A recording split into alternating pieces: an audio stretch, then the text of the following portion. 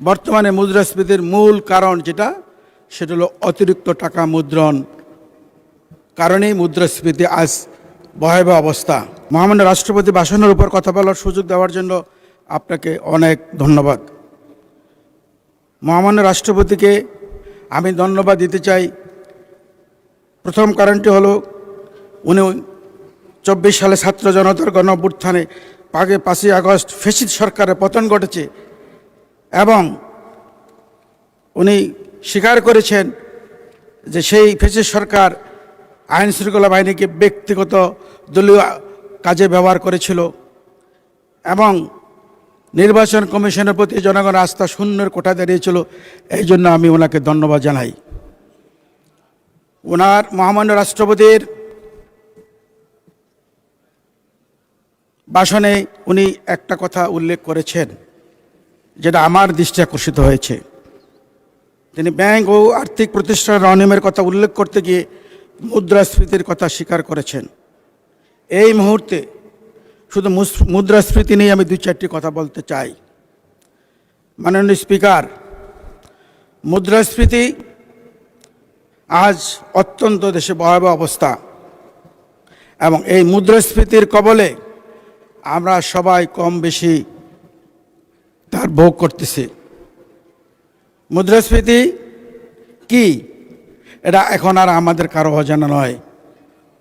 আমরা মুদ্রাস্ফীতি হলে মানুষের ক্রয় ক্ষমতা কমে যায়, টাকার মান কমে যায়। যাদের নির্দিষ্ট আয়, স্বল্প আয়, তাদের জীবন বিভীষিকাময় হয়ে দাঁড়ায়। আয়ের বৈষম্য বৃদ্ধি পায়, সঞ্চয়ের মূল্য কমে যায়। তাই মানুষ সঞ্চয়ে আগ্রহ হারিয়ে ফেলে। উৎপাদন খরচ বৃদ্ধি পায়, পণ্যের দাম বেড়ে যায়। বিনিয়োগে অনিশ্চিত সৃষ্টি হয়, নতুন বিনিয়োগে স্থবির হয়ে পড়ে। বৈদেশিক খাতে চাপ বাড়ে, আমদানি খরচ বেড়ে যায়। বাণিজ্যিক ঘাটতি বাড়ে, খাদ্য নিরাপত্তা হুমকির মুখে পড়ে। পুষ্টিহীনতা বাড়ে, জিডিপির ত্রুটি চেপে ধরে। অর্থাৎ দেশের অর্থনীতিকে পঙ্গু করার জন্য মুদ্রাস্ফীতি এক বলিষ্ঠ পদক্ষেপ।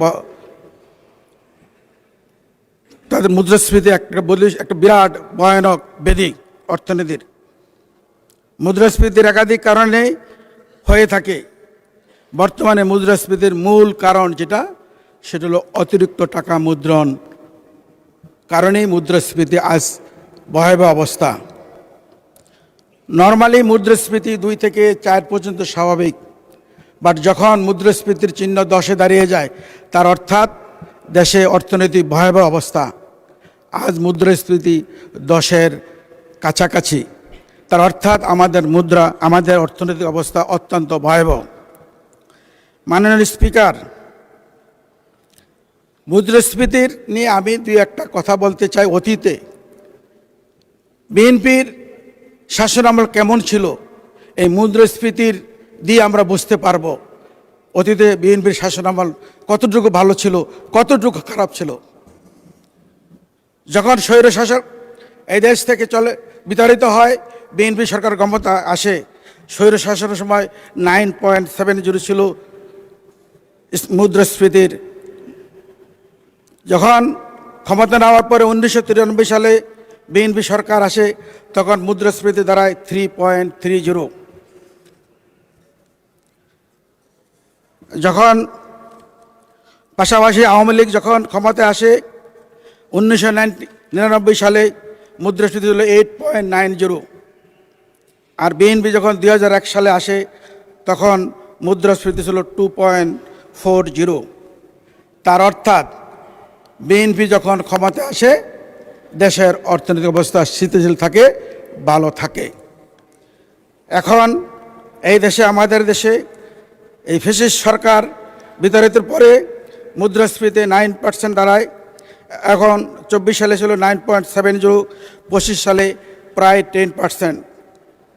আমি বিশ্বাস করি আমাদের নেতা, আমাদের হাউস নেতা মাননীয় প্রধানমন্ত্রীর নেতৃত্বে আমরা ইনশাল্লাহ এই মুদ্রাস্ফীতিকে কমিয়ে এনে দেশে একটা বলিষ্ঠ অর্থনীতি আমরা দাঁড় করাইতে পারবো, যেখানে আমাদের অর্থমন্ত্রী আছেন, বিজ্ঞ অর্থমন্ত্রী, এবং সকলের সহযোগিতায় আমরা একটা স্থিতিশীল, একটা সুন্দর বলিষ্ঠ অর্থনীতি ইনশাল্লাহ আমরা দেশকে উপহার দিতে পারব। মাননীয় স্পিকার,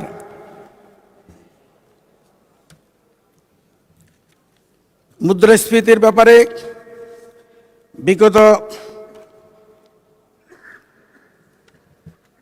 ইন্টারিম সরকারের মাননীয় অর্থ উপদেষ্টা ডক্টর সালেহ আহমেদ সাহেব বলছেন, উনি জাতিসংঘের